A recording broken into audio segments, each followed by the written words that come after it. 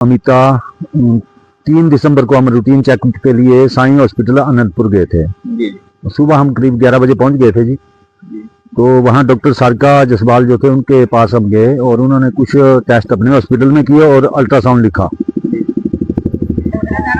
उसी दिन हम अल्ट्रासाउंड करवा के लगभग 2:45 उनके पास फिर से आए तो डॉक्टर सारका द्वारा जो हमें बताया गया कि छोटा सा कोई लगभग 2 सेंटीमीटर का क्लाउट है, इनकी कोई सर्जरी होनी है जी। और उन्होंने बताया कि कोई इसमें चीरा या टांका या कोई पेट में होल नहीं होगा, तो लेप्रोस्कोपिक सर्जरी होनी है और 10 और 15 मिनट का काम है। तो शुक्रवार रात को मतलब 5 दिसंबर को इनके हॉस्पिटल से फोन आया शाम को कि आप सुबह आ जाओ और सुबह आपकी सर्जरी करेंगे। हम दूसरे दिन शनिवार 6 दिसंबर को हम चले गए इनके हॉस्पिटल। 11:05 पे हम इनके हॉस्पिटल पहुंच गए। इन्होंने एडमिट किया और दूसरी मंजिल के रूम पे इन्होंने हमारे को लिटा दिया। तो लगभग 3 बजे मैंने फिर डॉक्टर सारका को पूछा कि क्यों नहीं आप सर्जरी कर रहे हैं, जो कि मेरा बेटी है 3.5 साल की, कि मेरा बच्चा घर में है तो मुझे वापिस जाना है।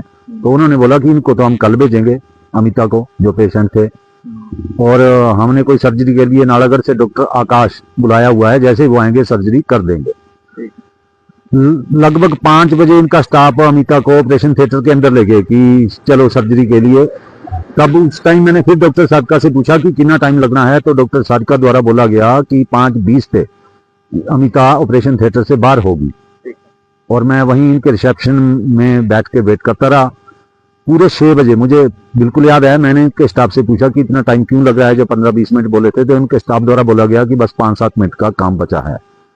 6:15 पे मैंने इनके स्टाफ को फिर पूछा कि क्या बात है, क्यों नहीं अमिता को बाहर लाया जा रहा है। तो इनके स्टाफ से जो आपसी उन्होंने बातचीत की, लड़कियां थी वहां 2, उनकी मतलब बात से मुझे कुछ शक हुआ और मैं इनके अंदर को जो ऑपरेशन थिएटर था उसकी तरफ मैंने जाने की कोशिश की। तो इनके स्टाफ द्वारा मेरे को रोका गया कि नहीं, आपको अलाउड नहीं है ऑपरेशन थिएटर में जाना, लेकिन मैं चला गया। जब मैं ऑपरेशन थिएटर के इनके अंदर गया तो वहां जो मैंने देखा अमिता बेहोश पड़ी थी, जो इनके डॉक्टर सारका के हस्बैंड भारती जसवाल शायद उनका नाम है, और जोर जोर से अमिता की चेस्ट दबा रहे थे। तो मैं तो देखा जैसे मेरे तो होश उड़ गए। तो डॉक्टर सारका और डॉक्टर आकाश ने मुझे ऐसे बाजू से पकड़ा और दरवाजे से बाहर लाए। जब मैंने पूछा क्या हुआ तो बोला जी इनका बीपी और हार्ट बीट कुछ मतलब फ्लक्चुएट कर गई है, कॉम्प्लिकेशन हो गई है, ऐसा वैसा। और मैं फिर से अंदर गया तो मैंने देखा कि अमिता के माथे पे चोट का निशान था, स्वेलिंग थी। और मैंने पूछा कि ये चोट कैसे लगी, तो डॉक्टर आकाश द्वारा मुझे बोला गया कि अमिता ने बोला कि मेरे हस्बैंड को बुलाओ और ये गिर गए, तब इनको चोट लगी है। फिर मुझे उन्होंने बोला कि आप बाहर बैठो, रिसेप्शन में वेट करो। मैं बाहर बैठा रहा जी। मैंने अपने घर फोन किया, अपने जैसे मित्र दोस्तों को फोन किया कि ऐसे ऐसे हो गया है। तो 7 बजे, और मैंने इनको इतनी बातें बोली कि मैं पीजीआई रेफर कर दो, मैं पीजीआई चंडीगढ़ ले जाता हूँ। जैसे ही मेरे पास गाड़ी थी वहां भी अवेलेबल थी, मेरे दोस्त भी पहुंच गए थे 7 बजे आके। 7:05 या 7:10 पे इन्होंने अमिता को बैक हॉस्पिटल के बैक दरवाजे से, बैक साइड को दरवाजा है, वहां खाली प्लॉट जैसा है और कुछ नहीं है पीछे, स्ट्रेचर पर निकाला। और एम्बुलेंस इन्होंने कोई, मैं नहीं जानता था, गुरुदेव हॉस्पिटल है कोई नूरपुर में, वहां से इन्होंने उनकी वेंटिलेटर वाली एम्बुलेंस बुलाई और इन्होंने उसमें डाला और मुझे बोला कि इनको तुरंत वेंटिलेटर की जरूरत थी, इसलिए हमने वेंटिलेटर वाली एम्बुलेंस जो है बुलाई है। और मुझे बोला कि आप भी एम्बुलेंस में बैठो, मैंने तो जाना ही था जी। वही शनिवार की रात हम गुरुदेव हॉस्पिटल रहे और दूसरे सुबह हम वहां से चले गए मैक्स हॉस्पिटल मोहाली। वहां करीब हम 10 बजे पहुंच गए। अमिता इनके हॉस्पिटल से ही कोमा में थी और वो जो वेंटिलेटर एम्बुलेंस से लगा हुआ था गुरुदेव हॉस्पिटल वालों ने भी लगा के रखा। तो गुरुदेव हॉस्पिटल वालों ने जाते ही जो अमिता का सीटी स्कैन किया उसमें मेरे पास रिपोर्ट पड़ी है जी। तो उसमें रिपोर्ट में शरेआम आया है कि अमिता के जो माथे पे, फोरहेड पे जो है फ्रैक्चर हुआ है गिरने के कारण, वो मेरे पास फोटो भी है। तो जब हम मैक्स हॉस्पिटल गए उन्होंने ट्रीटमेंट की, जो भी वहाँ टीम थी डॉक्टरों की, न्यूरो वाले थे, जो भी थे, गायनी वाले थे, हार्ट वाले थे, तो उनके द्वारा बताया गया कि ये जो इनको ब्रेन इंजरी हुई है उसके कारण ये कोमा में चले गए हैं और इनको 1 मिनट या 2 मिनट के अंदर अगर वेंटिलेटर मिलता तो इनकी जान बच जाती। अब मतलब उन्होंने हमें सही से पूरा नहीं बोला कि बचेंगे या नहीं बचेंगे। चलो 9 दिन आखिरकार वहां पे हमने इलाज के बाद 15 दिसंबर को अमिता की डेथ हो गई। कोमा में रहे, ना उन्होंने कोई आंख खोली, ना उन्होंने कोई हाथ पैर हिलाया, वो बिल्कुल कोमा में रहे 9 के 9 दिन।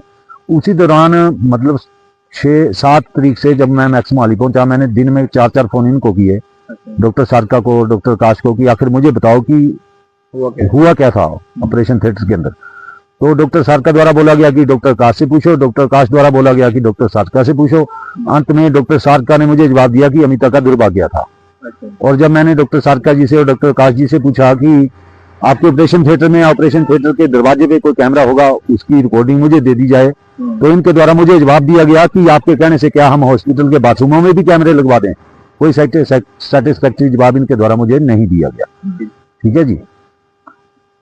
आपने इसकी कोई कंप्लेंट कही है? हाँ, मैंने इनकी, फिर चलो जो भी हमारा होता है हिंदू धर्म में, कर्म धर्म के बाद मैंने फ्री हो गए इनकी पहले पंजाब सीएम पोर्टल पे कंप्लेंट की, उसका मुझे जवाब आ गया था। वो कंप्लेंट वहां से डीजीपी पंजाब कंप्लेंट से एसएसपी रोपड़ को ट्रांसफर हुई थी जी, और सीएमओ रोपड़ को मैंने कंप्लेंट करी है जाके, और पंजाब मेडिकल काउंसिल को मैंने कंप्लेंट करी है। इनके हॉस्पिटल में जब कोई आधुनिक सुविधा नहीं थी, वेंटिलेटर नहीं था, तो इन्होंने सर्जरी कैसे अलाउड की। ठीक है जी। और हम तो इनके हॉस्पिटल में पहली बार गए थे, बाद में मुझे पता लगा कि पहले भी 3-4 केस इनके हॉस्पिटल में ऐसे हुए हैं, डेथें हुई है। ठीक है जी। तो वेंटिलेटर नहीं था, तो इन्होंने सर्जरी क्यों की। और सबसे बड़ी बात की, जो माथे पे फ्रैक्चर हुआ, जो चोट लगी जिसके कारण ब्रेन इंजरी हुई, उसका जिम्मेवार कौन? उसके जिम्मेवार कौन है। और पंजाब वुमेन सेल को भी मैंने इनकी कंप्लेंट की है, हेल्थ मिनिस्टर पंजाब को भी मैंने इनकी कंप्लेंट की है। ठीक है जी। तो एसएसपी रोपड़ के पास भी मैं गया था जी, वहां भी मैंने कंप्लेंट की है। तो मेरा पंजाब सरकार से और जहां जहां मैंने कंप्लेंट किया उनसे यही अनुरोध होगा कि देखो, इन्होंने तो हंसता खेलता परिवार मेरा बर्बाद कर दिया। मेरा एक बेटी है 3.5 साल की। ठीक है जी।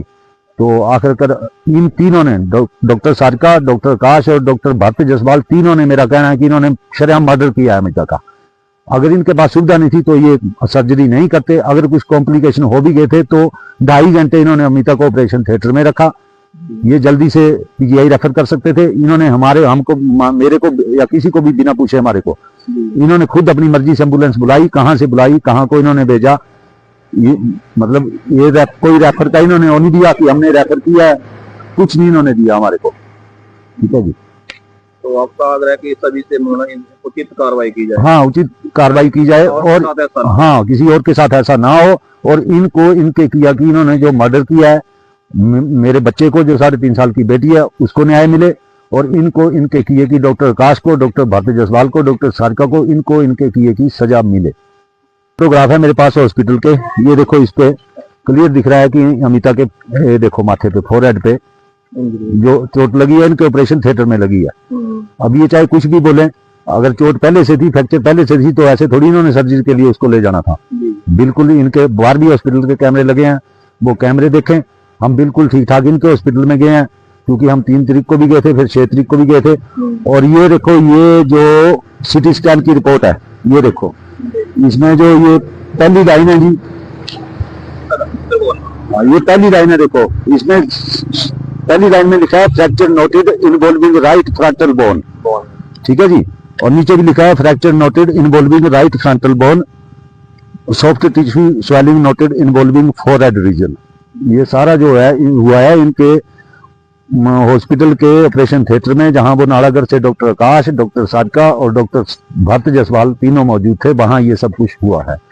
मैं फिर से यही बोलूंगा, जहां जहां मैंने कंप्लेंट की है, चाहे सीएम पंजाब को की है, चाहे पंजाब वुमेन कमीशन को या पंजाब मेडिकल काउंसिल को, कि इनके हॉस्पिटल की मान्यता रद्द की जाए। इनका सब कुछ सही से हॉस्पिटल का को चेक किया जाए कि क्या है वहां, क्या इन्होंने क्यों इनके हॉस्पिटल में, अगर ये जैसे मना करते हैं कि कैमरा नहीं था, क्यों इनके हॉस्पिटल में वेंटिलेटर नहीं था, क्यों इन्होंने सर्जरी की। और मेन जो ये इंजरी हुई है इनके हेड में गिरने के कारण, वो सबसे मेन वजह रही है इनकी मृत्यु की।